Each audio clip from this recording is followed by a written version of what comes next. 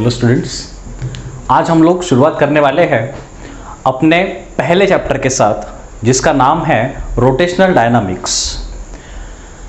Previous जो syllabus था Maharashtra state board का, उस सिलेबस में दो चैप्टर्स थे जिनका नाम था सर्कुलर मोशन और रोटेशनल मोशन, है ना। एक पहला चैप्टर था और एक तीसरा चैप्टर था।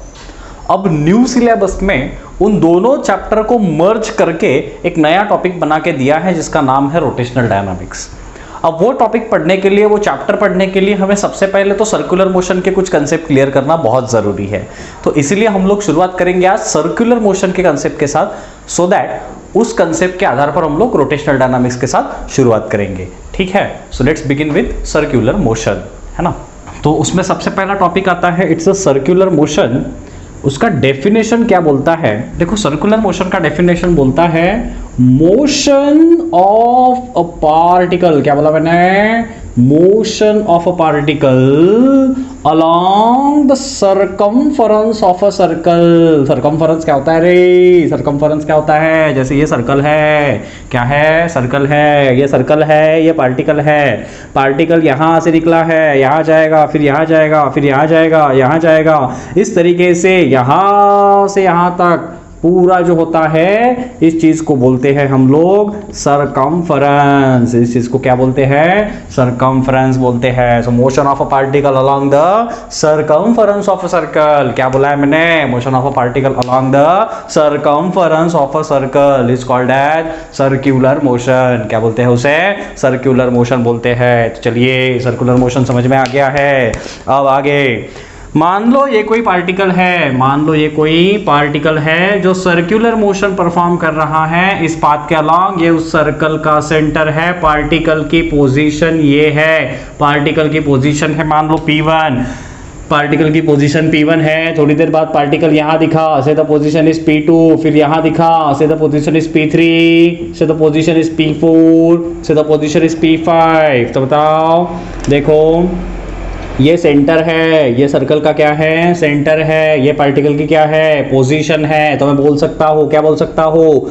अ vector drawn from a centre of a circle to any position of a particle. देखो, सर्कल के सेंटर से पार्टिकल की किसी भी पोजीशन पे जो वेक्टर हम लोग ड्रॉ करेंगे, उस वेक्टर का एक नाम है। उस वेक्टर को कुछ बोला जाता है। उस वेक्टर को बोला जाता है रेडियस वेक्टर बोला जाता है। क्या बोला जाता है? रेडियस वेक्टर बोला जाता है, which is represented by small r।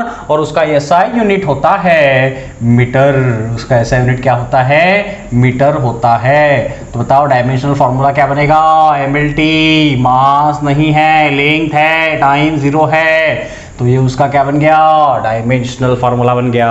तो सर्कुलर मोशन में सबसे पहला और इंपॉर्टेंट पैरामीटर क्या है? It's a radius vector. Radius vector क्या है? Vector drawn from a centre of a circle to any position of a particle during a circular motion is called as radius vector. तो बताओ, यहाँ पे मान लो ये रेडियस वेक्टर है। ये क्या है? रेडियस वेक्टर है। पहले पॉइंट P पे था, अब पॉइंट P से आगे बढ़ते हुए यहाँ गया है।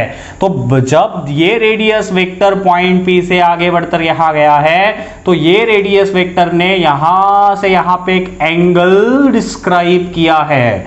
यहां से यहां तक उसने एक एंगल डिस्क्राइब किया है, जिस एंगल को बोला जाता है एंगुलर डिस्प्लेसमेंट। उस एंगल को क्या बोला जाता है? एंगुलर डिस्प्लेसमेंट बोला जाता है, which is represented by theta. और उसका ऐसा यूनिट होता है रेडियन। उसका ऐसा यूनिट क्या होता है? रेडियन होता है। तो बताओ, एंगुलर डिस्प्लेसमेंट क्या है?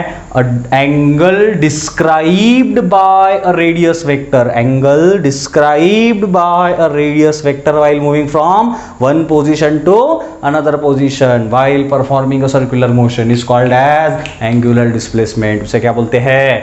एंगुलर डिस्प्लेसमेंट बोलते हैं। उसके बाद तुम्हें पता होना चाहिए एंगुलर वेलोसिटी। उसके बाद क्या आती है? Angular velocity which is represented by omega. अब बताओ, वेलोसिटी क्या होती है? वेलोसिटी मतलब होता है डिस्प्लेसमेंट अपॉन टाइम। वेलोसिटी क्या होती है? Displacement upon time. तो एंगुलर वेलोसिटी क्या होगी? Obviously it would be angular displacement upon time. तो बताओ ओमेगा इक्वल टू क्या हो जाएगा? Theta upon T. Angular velocity क्या हो जाएगी? थीटा अपॉन टी, मतलब एंगुलर डिस्प्लेसमेंट अपॉन टाइम। तो इसका ऐसा यूनिट क्या होगा? थीटा के लिए आएगा रेडियन और टाइम के लिए आएगा सेकेंड। तो एंगुलर वेलोसिटी का एसआई यूनिट क्या बना? एंगुलर वेलोसिटी का एसआई यूनिट बना रैड पर सेकेंड। एंगुलर वेलोसिटी का ऐसा यूनिट क्या बना है? रैड पर सेकेंड बना है। यहाँ तक कोई डाउट है? अरे है क्या? नहीं है। चलिए आगे बढ़ते हैं। अब सबसे पहले एक छोटी सी पॉइंट में से रिवाइज कर लेते हैं। सबसे पहले तो रेडियस वेक्टर क्या होता है? सब पार्टिकल सर्कुलर मोशन परफॉर्म करता है। तो पार्टिकल के किसी भी पोजीशन पे अगर हम लोग सेंटर से कुछ वेक्टर को ड्रॉ करते हैं तो उस वेक्टर को बोला जाता है रेडियस वेक्टर। तो चलो ये तो रेडियस वेक्टर का डेफिनेशन हो गया। ये रेडियस वेक्टर ने जो एंगल डिस्क्राइब किया है उस एंगल को क्या बोलना है? उस एंगल को बोलना है एंगुलर डिस्प्लेसमेंट। जब कोई पार्टिकल एंगुलर डिस्प्लेसमेंट कवर करता है विद रिस्पेक्ट टू टाइम तो उसे क्या बताएंगे? उसे क्या बोलेंगे? उसकी एंगुलर वेलोसिटी बोलेंगे। उसी प्रकार पार्टिकल की एंगुलर वेलोसिटी अगर मान लो कंसिस्टेंटली चेंज हो रही है, पार्टिकल की एंगुलर वेलोसिटी मान लो कंसिस्टेंटली चेंज हो रही है, तो नया टॉपिक आएगा, उसका नाम रहेगा angular acceleration which is represented by alpha. उसको ऐसे रिप्रेजेंट करेंगे, अल्फा से रिप्रेजेंट करेंगे। तो एंगुलर एक्सेलरेशन अल्फा क्या होगा? It is change in angular velocity upon time, मतलब omega 2 minus omega 1 upon t. Omega 2 क्या है? किसी पार्टिकल की फाइनल एंगुलर वेलोसिटी। ओमेगा 1 क्या है? किसी पार्टिकल, उसी पार्टिकल की इनिशियल एंगुलर वेलोसिटी। और टी क्या है? वो वेलोसिटी चेंज होने के लिए जो समय लगा है वो टी है ना। तो उससे तुम्हें क्या मिल जाएगा? Angular acceleration. तो बताओ एंगुलर वेलोसिटी का ऐसा यूनिट है रैड पर सेकेंड अपॉन टाइम का है सेकंड। तो यूनिट क्या बन गया? रैड पर सेकंड स्क्वायर। यूनिट क्या बन गया? रैड पर सेकंड स्क्वायर। तो ये तो पहले और सबसे इंपॉर्टेंट पैरामीटर्स है जो तुम्हें पता होने चाहिए। फिर इनमें रिलेशंस भी है गाइज। ये सब चीज़ें जो है ये तुम लोगों ने 11th स्टैंडर्ड में पढ़ी है, और अगर नहीं भी पढ़ी है तो हमारी एक इसी चैनल में एक प्लेलिस्ट है, उस प्लेलिस्ट में आप देख सकते हो। प्रीवियस ईयर के लिए मैंने इन सब टॉपिक को बहुत डिटेल में समझाया है, उसके भी आपको प्लेलिस्ट में जो है हिंट मिल जाएगी। उसमें जाके भी आप उन सब टॉपिक को एक बार रिवाइज करा सकते हो, जहाँ पे ये सभी चीज़ें मैंने बहुत ज़्यादा डिटेल में समझाई है ना। ये तो हो गया बेसिक पैरामीटर। अब ये बेसिक पैरामीटर के बाद हम लोगों को इन सब में रिलेशंस देखने हैं। इनमें रिलेशंस क्या है? जैसे कि अभी मैंने बताया एंगुलर वेलोसिटी, एंगुलर एक्सेलरेशन, इन सभी चीज़ों के बारे में। तो इनमें रिलेशंस क्या है ना।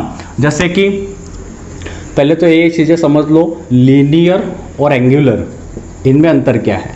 लीनियर मतलब अलोंग अ लाइन, एंगुलर मतलब देखो एंगल, है ना। यहीं पे समझ में आ जाएगा। अगर पार्टिकल यहाँ से यहाँ जाता है तो उसे बोलेंगे लीनियर डिस्प्लेसमेंट। उसे क्या बोलेंगे? लीनियर डिस्प्लेसमेंट बोलेंगे, जिसे एस से रिप्रेजेंट किया जाता है। Linear displacement upon time, linear displacement upon time, वो उसकी क्या रहेगी? लीनियर वेलोसिटी रहेगी। वो उसकी क्या रहेगी? लीनियर वेलोसिटी रहेगी। उसी प्रकार change in velocity per unit time, ये क्या रहेगा? लीनियर एक्सेलरेशन रहेगा। ये क्या रहेगा? लीनियर एक्सेलरेशन रहेगा। वही अगर तुम लोग एंगुलर के टर्म्स में देखते हो तो लीनियर डिस्प्लेसमेंट के जगह आएगा एंगुलर डिस्प्लेसमेंट, और उसे रिप्रेजेंट किया जाएगा थीटा से। लीनियर वेलोसिटी के जगह आएगी एंगुलर वेलोसिटी। लीनियर वेलोसिटी के जगह क्या आएगी?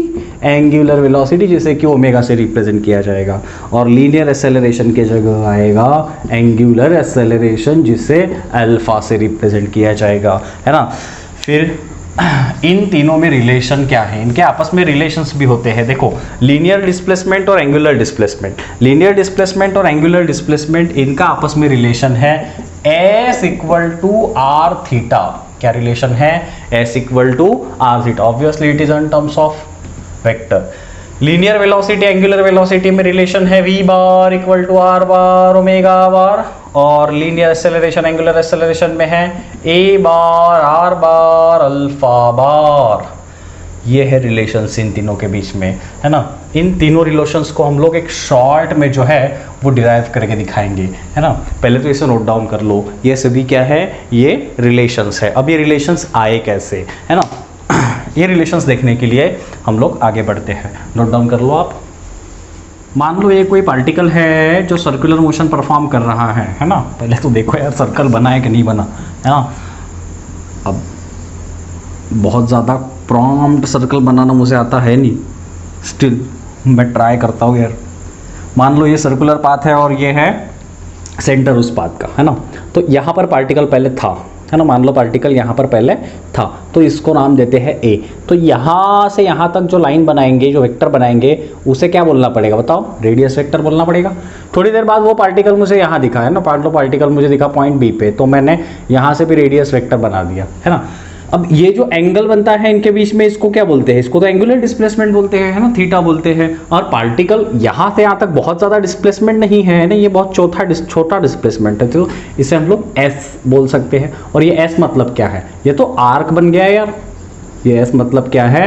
ये तो आर्क बन गया, है ना, ये सर्कल का आर्क बन गया। तो अगर तुम्हें याद हो तो देखो, सर्कल में एक फॉर्मूला है, ये जो थीटा होता है ना, ये आर्क में ये थीटा होता है ना, इसका फॉर्मूला है आर्क लेंथ अपॉन रेडियस। इसका फॉर्मूला क्या होता है? Arc length upon radius. तो यहाँ पे आर्क लेंथ क्या है? It is S, linear displacement, और रेडियस क्या है? आर। बताओ एस इक्वल टू क्या हो जाएगा? R theta. S equal to क्या हो जाएगा? R theta. तो ये हो गया डिस्प्लेसमेंट, लीनियर डिस्प्लेसमेंट और एंगुलर डिस्प्लेसमेंट के बीच में रिलेशन। ये समझ में आ गया। अब देखो, S इक्वल टू मैंने लिखा है r theta. S equal to मैंने क्या लिखा है? R theta. अगर मैं दोनों साइड में t से डिवाइड कर दूं तो S अपॉन टी क्या होगा? डिस्प्लेसमेंट अपॉन टाइम, वेलोसिटी, है ना। लीनियर डिस्प्लेसमेंट अपॉन टाइम तो वेलोसिटी होगी ना, लीनियर वेलोसिटी। ये are as it is. Angular displacement upon time क्या होगी? Angular velocity. तो यार v इक्वल टू क्या बन गया? आर ओमेगा बन गया। v इक्वल टू क्या बन गया? आर ओमेगा बन गया। उसी प्रकार इसको भी अगर डिवाइड करोगे t से, ये डिवाइड बाय t हो गया, तो v अपॉन टी मतलब rate of change of velocity क्या होगी? एक्सेलरेशन होगी।